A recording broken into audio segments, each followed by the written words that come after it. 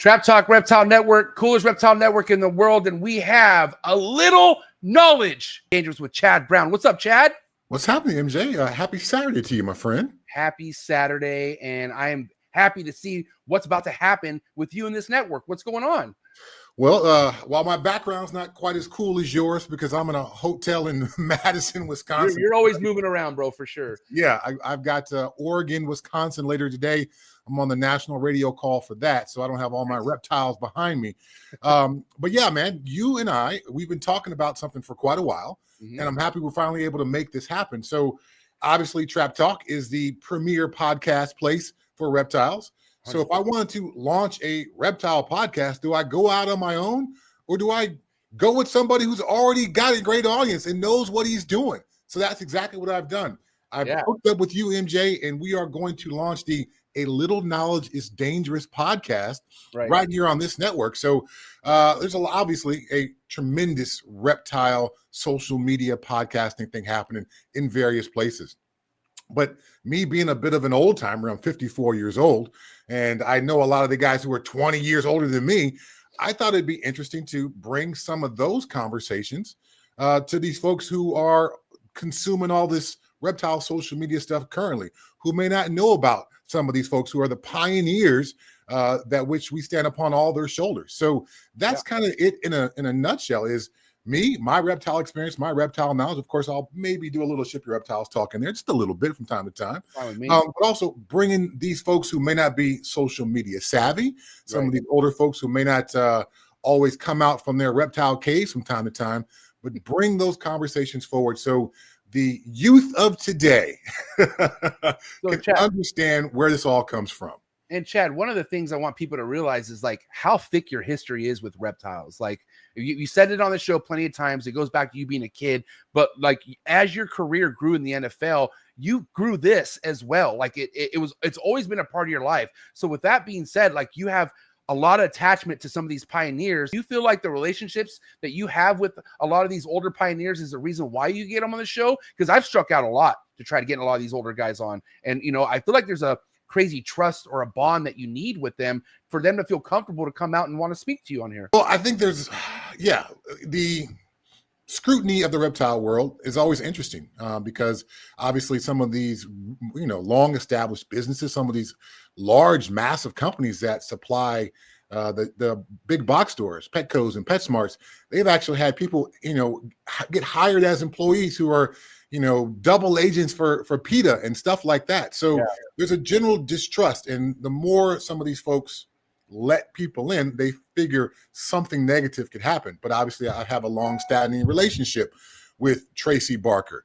Dave Barker and I went to Indonesia together and helped discover the Halmahera scrub pythons together. So there's those kind of experiences. Cameron Tepelin and I from Bushmaster Reptiles, who brought the Irian Jaya carpets to the trade, who brought the Indonesian blue-tongue skinks to the trade, who brought various morphs of blood python to the trade, who, all the things that Cameron has done at Bushmaster. Cameron and I was in his wedding. He was in my wedding.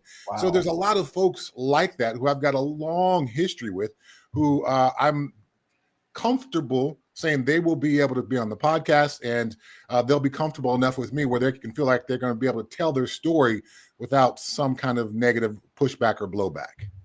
Now, how do you feel personally being somebody who's seen so many different changes in the market, about to be 2025? What's your current feeling of the current state of the reptile market right now? I think most folks are in a bit of a waiting period, trying to figure out what's going to happen next. So I guess we're in an uncertain period, to answer your question more specifically. Obviously, during the pandemic, things boomed in a way that the reptile industry had never boomed before. And we've all taken a bit of a step back since then. And what's the next step? Well, folks were saying, well, we're waiting on the election. Well, now that's a couple of weeks behind us. So what is going to happen in 2025? And so often, I've always felt that you've got to look back in the history books so you can begin to decipher what's going to happen in the future. They say the history is lost on the youth because they don't quite understand it. And so for folks who've been in the game as long as some of these folks I'm going to have on the podcast, maybe they can illuminate some of these boom times and lean times in the past that can help us figure out what's going to happen for this reptile space next. I mean, we're facing unrelenting pressure from the outside the industry. There continues to be more regulations and legislations trying to limit what we do. Yeah. There's also companies that have made life difficult for us. There's been payment processing companies that don't want to take reptile or live reptile sales money. So what do we do as an industry to navigate some of these waters? Because if we want to mature as an industry, it's more than just me as a hobbyist selling to you as a hobbyist. We need an industry around us. We need big business partners. Obviously with Ship Reptiles, I'm partnered with FedEx and with UPS, because I thought if I just put all of our eggs in the FedEx basket, what if FedEx on a whim says we don't want reptile shipping anymore? The entire industry would be hurt and limited by that. So I took the step to bringing UPS into what I offer in attempts not just to be able to give my customers more options, but to ensure the health of our industry. If we can't transport our animals, how are we going to sell outside of our little small geographic area? We're going to meet people at gas stations off the highway. You're going to build a business off of that? You can't. You need to be able to ship your animals. So, these partnerships and this understanding of the space and our relationships with really big companies is going to be critical to us moving forward. I want to revert back to the youth and history. And I think it's maybe not a lot of the youth's fault why they don't know history, because it's not being talked enough about. Like there isn't a reptile podcast out there that is devoted to the history of this reptile world. And it's so important because, we have the people like the Barkers, we have Ralph Davis, we have names that just aren't brought up anymore, but they should be brought up. And I feel like that's why what you're trying to do here is going to be so impactful, because I do know that there are people in this game that are interested and they do want to learn about this stuff, but where do they hear it? They're going to hear it here. Yeah, I suppose to your point, I can't blame the 17-year-old guy or gal who shows up at a reptile show. And only watches Jessica Belka's vlogs. I mean, and so how are they going to have some understanding upon, these snakes, these ball pythons that are seemingly at every single table were once considered junk snakes that no one wanted because we couldn't get in the feed. Right. And that once upon a time, crested geckos, despite seemingly being at every other table at reptile shows, were once thought of to be extinct in the wild. And someone had to go over to New Caledonia and do that work, Philippe de Vaugelet. So I appreciate all the folks who have been pioneers to do what we do. Literally, there is millions and millions of dollars in commerce in crested geckos, a species that was considered to be extinct, and someone did the work to bring those animals into captivity.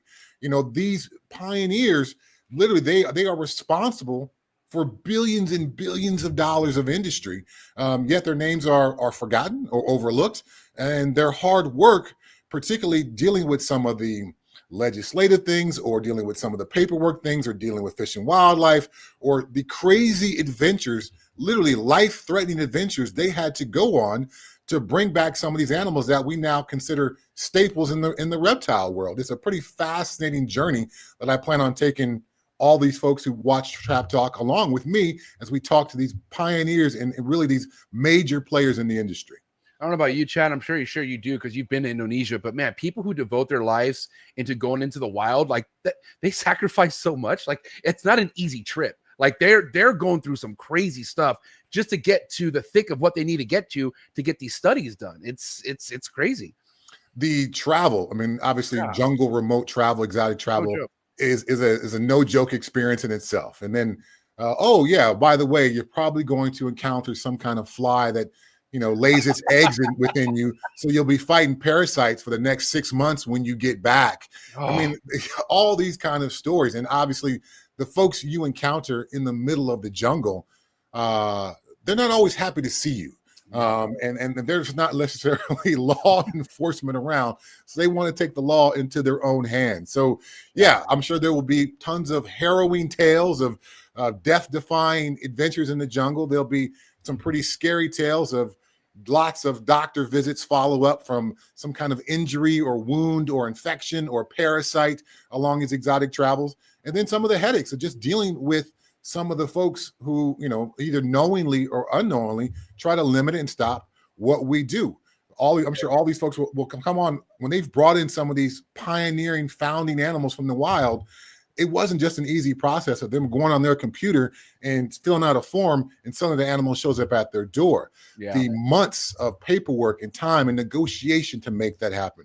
Dealing with somebody overseas, literally you're going back and forth, not with email, but with paper letters, trying to navigate and buy an animal in a foreign currency, and you're going to show up at a certain time, and we don't have FaceTime to be able to do all this.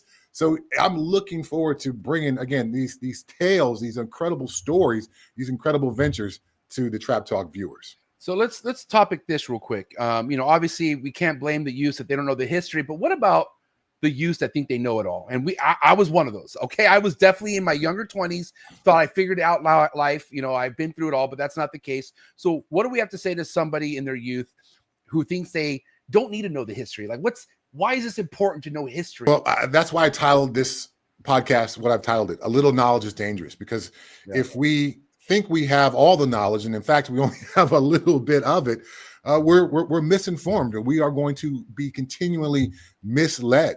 And I think it's easy to show up at a reptile show, particularly some of the bigger shows, and look around and go, man, this is a healthy, vibrant place, and I can't imagine this going away.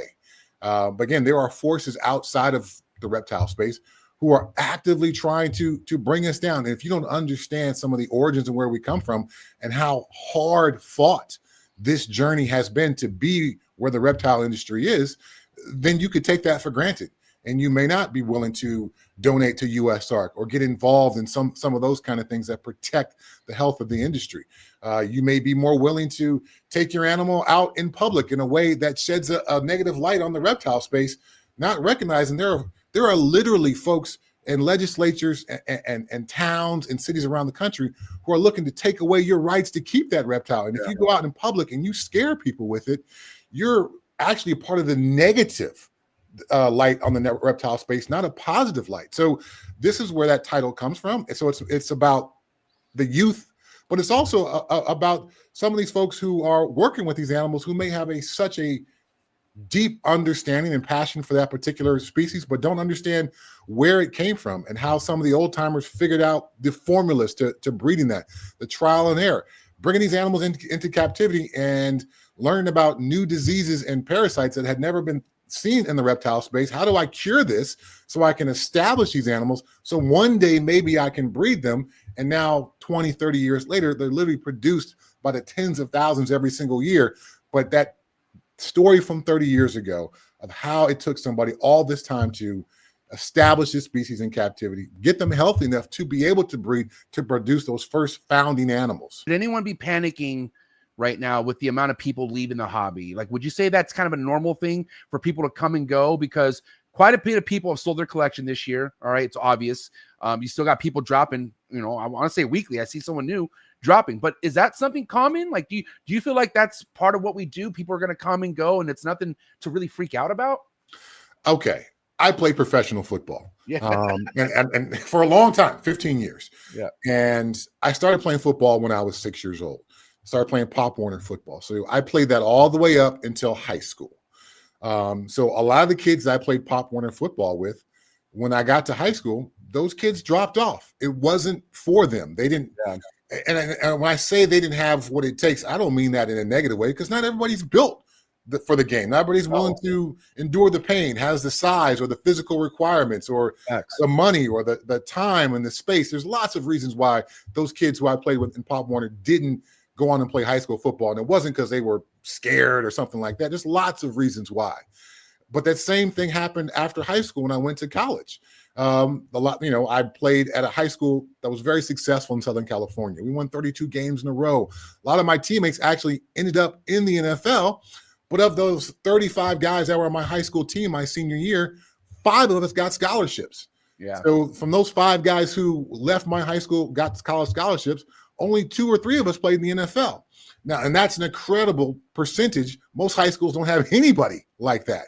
Right. But my point of bringing that up is there's always going to be a weeding out process as things move forward. So folks who got bored at home during the pandemic thought ball pythons were pretty. So they went on Instagram and looked up ball pythons and were blown away by, Ozzie Boyd's and what he was doing, or Justin and what he was doing, and just like, oh my goodness, I got to have some of these animals.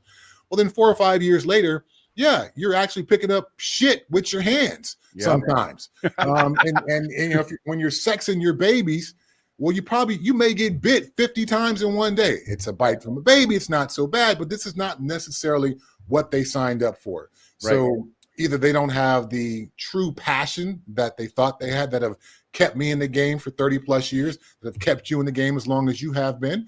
Maybe they no longer have the money. The stimulus checks are dried up, and I can't afford to feed these animals because, let's face it, rodent costs, like every other food cost for ourselves or for our dogs or anything, those have gone up. So that's an expense they may not want. Or the space, or they've had another child and they've got to free up that reptile room to now be a room for one of their new children. It could be a million different reasons why, but there's always going to be that weed now process. So each boom cycle that the reptile space goes through, there's going to be people who jump in, maybe for the right reasons and life circumstances changes, or maybe they jump in for the wrong reasons. They go, oh, well, if Ozzy can sell that ball python for $12,000, well, I certainly can as well. I've got a marketing degree. I'm super smart. And then they realize, oh, this is not the path to easy money. There's work, there's time, there's heartbreak, there's, malfunctioning incubators where you lose a whole year's production. There's all those things that could happen. And it may have that passion that they have is not large enough to overcome some of the difficulties. I mean, we all like, not all, right? But I know you could appreciate like some luxury goods, like leather or like good quality stuff, right? But you might even see leather. Like, for instance, you walk into a Louis Vuitton, you don't bat at the price. You know what you're walking into. It's Louis Vuitton. And right. you know what that leather's done for the history of Louis Vuitton. But then you might see that same quality leather at a store that you don't even know what the hell the name of the store is. You're not going to be dropping $10,000 on that luggage. That's not at a Louis Vuitton store. And what I'm saying is Ozzy built this name for himself. Like, Ozzy is the orange dream god. Like, that's what he's known for. So of course he's going to sell a $12,000 snake because he's made a name for himself. But that didn't happen overnight. And Chad, Ozzy's history in this. He's one of the originators with one of the stuff that's still living in the hobby today. So people people just look at what people are doing and they don't know about all the grunt work and all the hard work and the years that they put in. And to think about 15 years in the NFL, do you think you would have lasted 15 years in the NFL without passion, Chad? No way.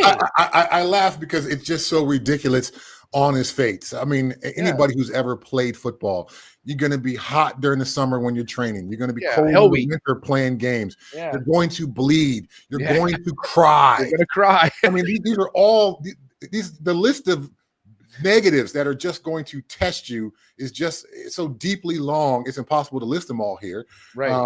But for some reason, the elation of winning a game, my passion leans towards that to make all those things that I just talked about as negatives get moved to the side. I am willing to leave the field bloody, with a headache, freezing cold, just for the opportunity to win a football game. And for the reptile nerds within us, that opportunity to go and open up your incubator and see that new life, whether it's a Leachianus, whether it's an Asian rat snake, or it's a cool Eurymastix, that is enough to overcome the money and the time and the frustration and the disappointment and the bad outcomes and all the things that come with this thing, so that those folks who have the passion, that's always going to be the weeding out point somewhere along the way. You may enjoy it, you may think it's fun, but it's going to get difficult for you. So that's going to weed you out, versus you and I, who've found ways to keep plowing forward despite difficulties and frustration and bad results. Yeah. And the thing is, without loving what you do, when that bad taste in your mouth happens, or you get knocked off your feet, you almost don't want to get knocked out again, because you don't know why you're even doing it if you don't love it. Right. And I feel like a lot of the people getting rid of their collections, like, that passion maybe wasn't there in the beginning. And if you don't have that original love for the animal, and then all of a sudden you have 200 of them, what do you think is going to happen? Yeah. Again, a little knowledge is dangerous. You went into this thinking it was all easy, it was all fun, and your little bit of knowledge led you down a path where in the end you're like, you looked around, you're like, I don't like where I am. Every weekend cleaning reptiles is not what I thought I'd be doing, and that's what I do now. And so the passion, the folks who are just, this is what they're about, this is their all-consuming thing, they're not going to let the roadblocks or the speed bumps in the road deter them. They're going to keep finding a way to go forward. You and I saw each other at the Reptile Talks in Anaheim this year. And that's it's a emerging event, and I'm sure it'll continue to grow and get bigger and better as years go along. There wasn't a ton of folks in the audience, but the folks who were there, obviously they've got passion to go out and hear a weekend of Reptile Talks. Right. And the speakers, myself, Scott Stahl, Scott shows up and does Bill Stiegel. Bill Stiegel. I mean, these folks who put hours and hours just to putting a presentation together, to going back through their archives and grabbing photos and doing all the things to be able to provide this knowledge. If you want to find reptile passion, it's generally not very hard. You certainly identify it, and you can find places where you can go to be around other like-minded people. And again, that's kind of what I want to do here. I want to bring this passion that may not be understood, or maybe the folks who are this passionate don't have the social media feelings that most of us have and don't want to put all that forward. I want to bring those folks from behind their sheds and behind their woodwork and pull them out and show them to everybody, this is where this whole thing started. If you want to look at reptile passion, here's 50 years of reptile passion for you. You think you're an OG at 5 years? Here's somebody with 50 years. Let me ask you this. You obviously come from the Ralph Davis days, right? And Ralph Davis, talk about pioneers. I really wish I was a part of that era. And you never know, he could come back, but do you think he misses it at all? Like, knowing Ralph Davis a lot better than I even know who he is. Like, do you think he misses being a part of some of the stuff that he started? What do you have to think about that? I can't imagine that he doesn't. I get a chance to go to reptile shows as Ship Your Reptiles, and at least once or twice a show, somebody will come up to me and say, "Hey, man, I've got some of your original bloodlines of rhino rat snakes, or those lemonback balls that you were doing that produced the cleanest white snakes on the market. I still got some of that bloodline," and it stokes me in a way that's really difficult to describe, because okay, wow, not only did I produce something that you liked, but 20 years later, you liked it so much that you're still working with those animals. And it's important to you to keep what I started going. That kind of stuff blows me away. So that's one of the most fulfilling parts of this hobby for me, is having those kind of conversations that my passion got literally injected into someone else, and they're carrying my passion forward and bringing it forward with their passion. And so that continues to spread. So it's a pretty cool thing when you're a founder like someone like Ralph Davis, and a founder in more ways than one. I mean, certainly from the animal perspective, right, but also some of the marketing, the marketing. Dude, I heard about his underwear. He had women's underwear hung up at his booth one time that had Ralph Davis on low, and I thought that was pretty smart. He had Ralph Davis thongs, so right there on the back was his Ralph Davis logo.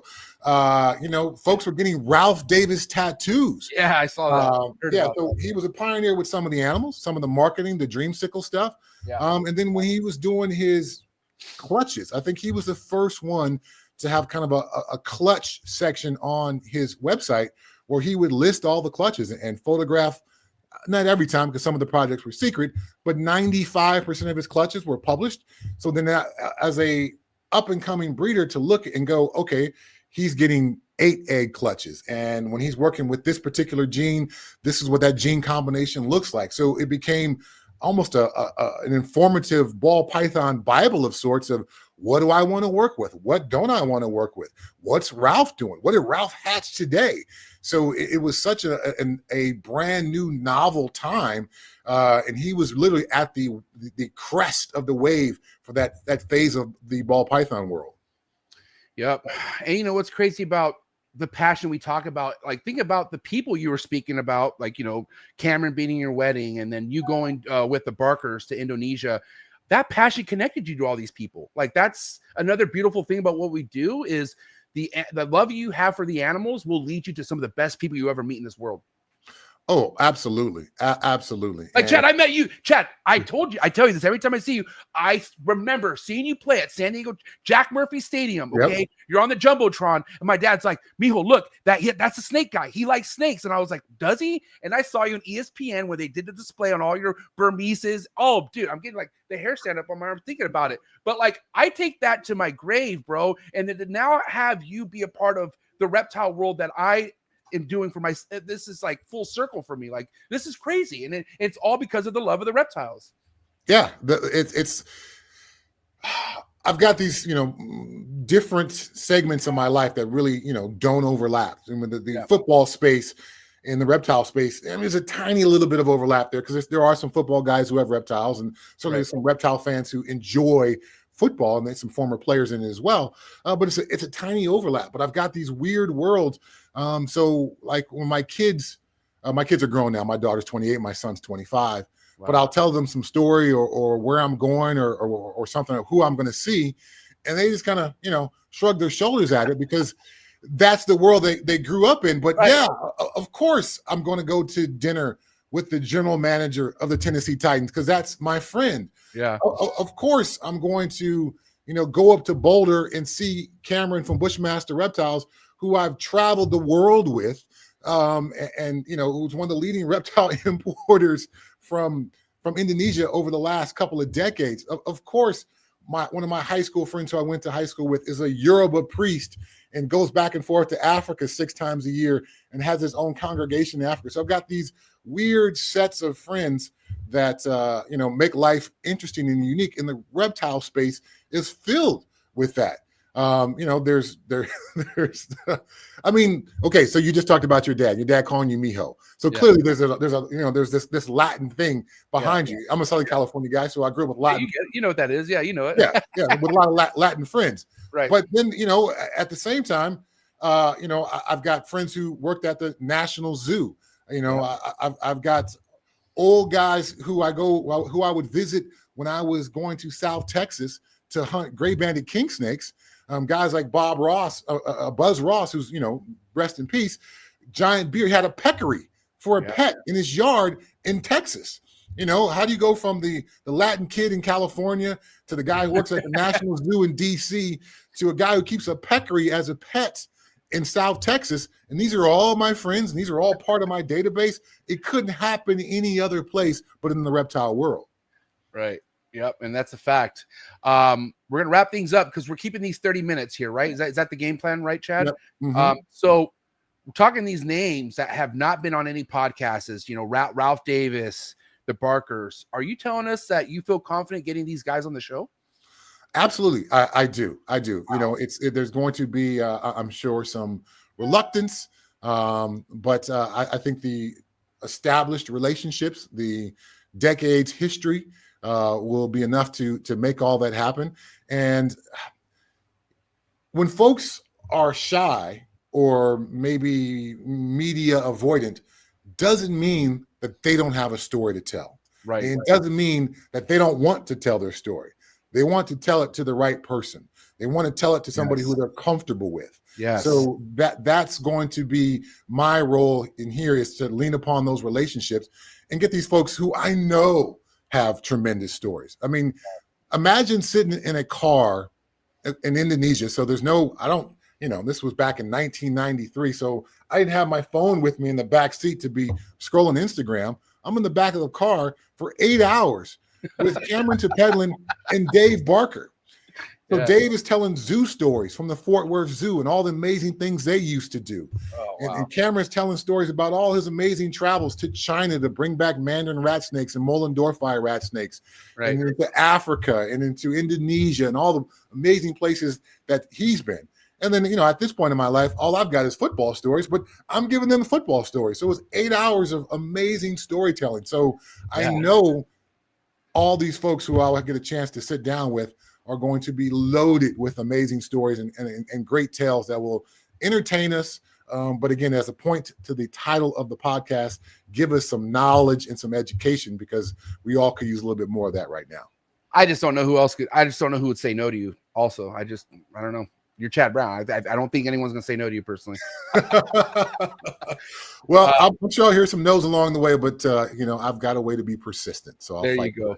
Yeah. All right. So Chad, what can we agree on? What day of the week, or when do you want to start rolling these out? Let's kind of give people a little bit when they can expect to hear your episodes. How do you feel comfortable doing this? I'm looking at one podcast a week. I want to keep them to, like I said, like we just talked about roughly 30 minutes or so.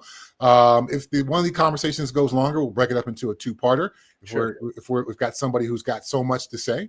And like I said, I'm thinking about the next probably week or two. I can have the first one in the can. And I want to keep rolling here. Again, I think there's so many stories to tell and so many folks who deserve an opportunity to tell about their history in the game that we will not be short of guests or topics or even some folks may want to come back. They may tell their stories the first time through, but we can sit down a second time and give their take on what the industry is now, because someone like Tracy Barker was involved back in the 80s and 90s, but now is still producing ball pythons and blood pythons that are placed there in Bernie, Texas. So there's great folks like that. Ron Tremper, who's been in and out of the game. He really the originator of captive bred leopard geckos and all the leopard gecko morphs. They all kind of originate with Ron Tremper from leopardgecko.com.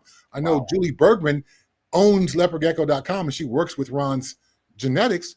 But Ron was a pioneer. He worked at the Fresno Zoo back in the 70s and 80s when they first were figuring out temperature, sex determination on gecko eggs and crocodilian eggs. So there's all these folks with all this knowledge who, just need a space to be able to give it out. And this is the place to do that because you've got the biggest and broadest audience. So when I, was going through my mental Rolodex, you were the first one to come up because this is where I wanted to do this. Well, what an honor. And I hope you guys are ready. I'm more than excited for this to roll out. And I hope you guys enjoyed this pilot episode on A Little Knowledge is Dangerous by Chad Brown. There's going to be one for the books, guys. And Chad, if you want to throw out any plugs, let people know who they should be shipping with, go ahead. All right, of course. Ship your reptiles, man. And now that we're coming up on the holiday season, you can do more than just reptile shipping. Obviously, for reptile shipping, we're going to have some no-ship windows in there around Black Friday and Thanksgiving sales. And we're also going to have one around Christmas, of course, because the volume in the system is going to be so great. But if you need to ship grandma her sweater or little Timmy, some kind of Lego thing or whatever, you're going to send out little Timmy, your nephew or your cousin, you can use your Ship Your Reptiles account. Obviously, we do the express, we do the ground, we offer FedEx, we offer UPS. So we'd love to get your Christmas and holiday volume as well. We'd be happy to help you out with that. We can even insure those packages for you too. So yeah, hit us up at shipyourreptiles.com. Ship your aquatics, ship your invertebrates, ship your flora. Soon to be coming, double entendre there. Ship your semen as well for folks who need to ship their mammal semen around. So yeah, we'll be busy this holiday season. Check us out and stay tuned for the first episode of A Little Knowledge is Dangerous right here on Trap Talk Radio. And it's going to be no joke, guys. Thank you so much, Chad Brown. I hope you guys are ready, but stay tuned and have a good rest of your day, guys. Peace. Peace.